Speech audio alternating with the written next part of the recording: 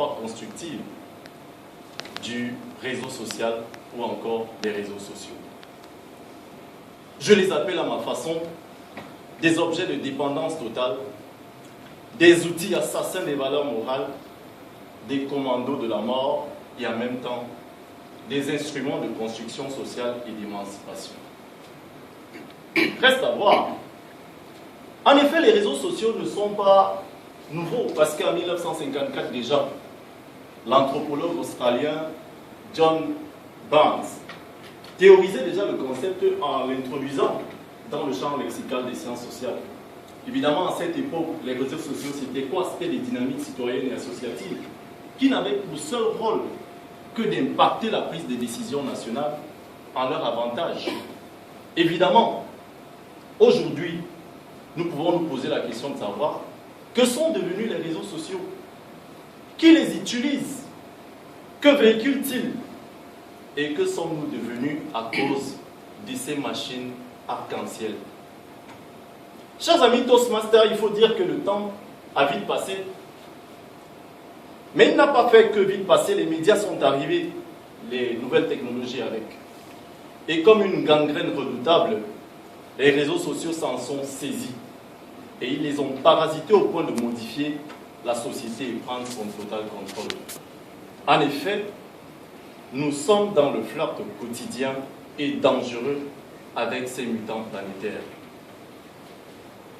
Ce sont donc ces mutants planétaires que je m'en vais nommer. Il s'agit de Facebook, Miko, Imo, Twitter, WhatsApp et les autres applications de rencontres et d'échanges. Désormais, c'est chacun sur son desktop, sur un laptop, une tablette ou un téléphone Android qui se projette dans un monde, mais vaste alors et virtuel. Ainsi, adolescents, adultes, vieillards, hommes et femmes, blancs et noirs, nous tous, nous y sommes. Et que fait-on dans ces réseaux sociaux? Évidemment, chacun sur sa page ou encore dans un groupe échange des photos, des points de vue, et à l'intérieur on dénonce, on promeut, on diffame, on insulte, on glorifie, ou encore on déifie. Tout ça c'est bien beau. Mais les réseaux sociaux, il faut le dire, nous donnent une illusion d'autorité sur toute chose. Évidemment, nous sommes aujourd'hui les nouveaux commandants du monde. Et comme une drogue douce aux effets dévastateurs, nous engluons avec passion les dons de ces nouvelles plateformes d'échange. Ce n'est toujours pas une vision d'esprit. Nous n'avons plus désormais la même perception du monde aujourd'hui, car nous ne sommes plus seulement de Yaoundé, de Douala. Nous ne sommes pas ou plus seulement Camerounais, Rwandais, Congolais ou Malgaches, mais nous sommes aujourd'hui, grâce à ces réseaux sociaux, les citoyens du monde. Ainsi, parfois expérimentés ou non, les contenus de l'Internet pris d'assaut par les mouvements individuels et collectifs nationaux et internationaux se font. Ici, l'information n'est plus le secret du journaliste. Elle arrive spontanément, brute. Celle-ci dévoile des secrets d'État et civils, mettant en danger les composantes et le fonctionnement même de l'État. Par ailleurs, les réseaux sociaux ne sont pas que peu en noir. Ils sont également d'importants outils de communication de masse, rapidement accessibles, plus faciles d'utilisation, sympathiques d'ailleurs. On n'a qu'à voir comment tout le monde touche à son téléphone Android pour rentrer dans WhatsApp. Ils battent les records des performances en matière d'atteinte des cibles et donc de mobilisation des intérêts.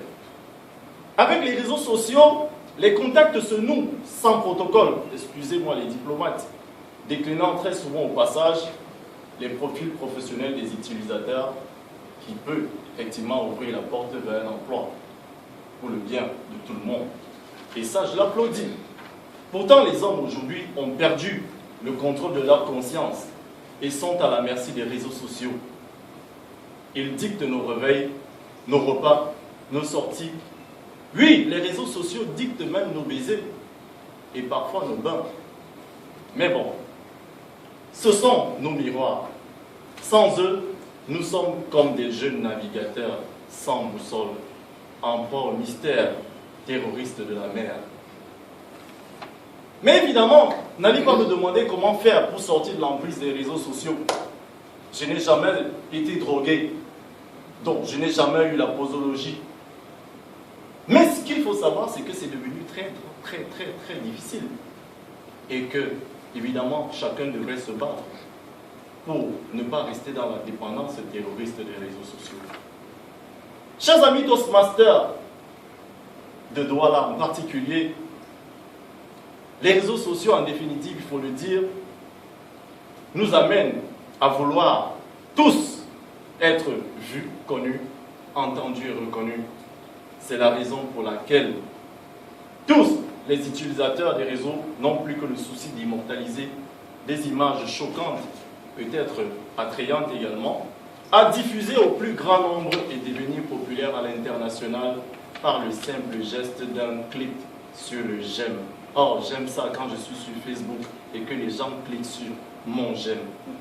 Et à ce titre, terminons avec les spécialistes du domaine pour dire que les réseaux sociaux éloignent les personnes proches et rapprochent les personnes éloignées. Mais, comme je suis un homme, parfois avec des amis, on dit « Oh, la femme est un mal nécessaire ».